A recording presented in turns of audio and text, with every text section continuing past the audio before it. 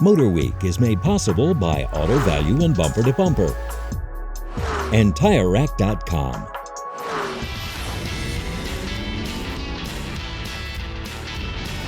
The 1953 launch of the Chevrolet Corvette sent waves through the auto industry, and though it had a rocky start with disappointing sales, it was America's first serious attempt at a true sports car and set a new benchmark.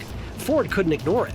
But instead of going head-to-head with a stripped-down, performance-first roadster, the team in Dearborn went in a slightly different direction.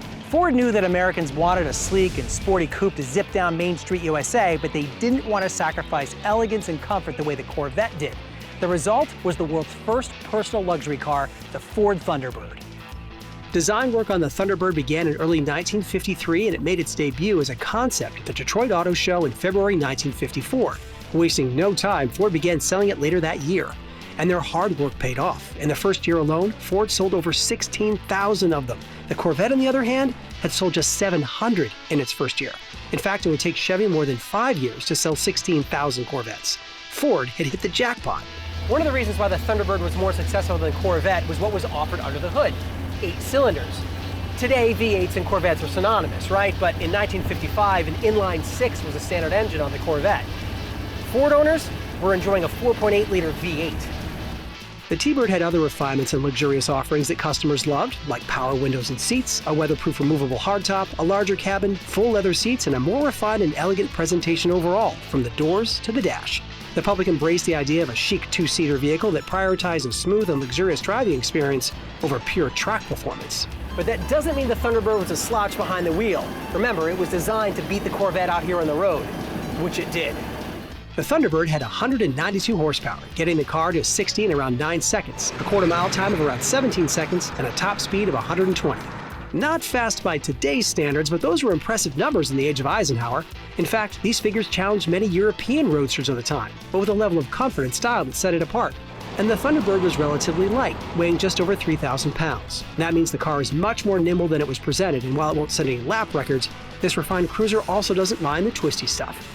All in a package that offered luxury and sophistication that few competitors could match. It wasn't long before Ford's competitors started making personal luxury cars of their own, trying to capitalize on this new genre that Americans suddenly loved. Car lots were soon full of a wide range of options like the Chevy Monte Carlo, the Buick Riviera, and the Oldsmobile Toronado. While the first-generation Thunderbird only lasted until 1957, it was just the first in a long 40-year legacy. Later, it would evolve into a much larger, more luxurious cruiser until production halted in 1997. In a final attempt to revive the Thunderbird, Ford introduced a completely redesigned edition in 2002. This 11th generation model was a nostalgic throwback to the original 55 design, featuring a 2-seat layout, a powerful V8 engine, and a retro look.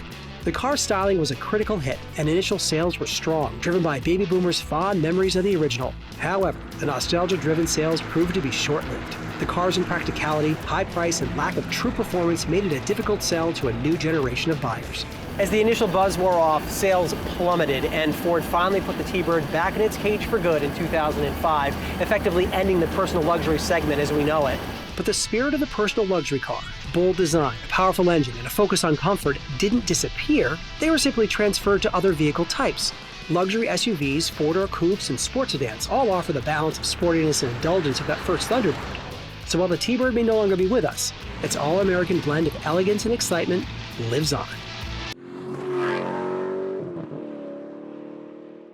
The MotorWeek app, which includes our latest reviews and feature stories, is now available for mobile devices.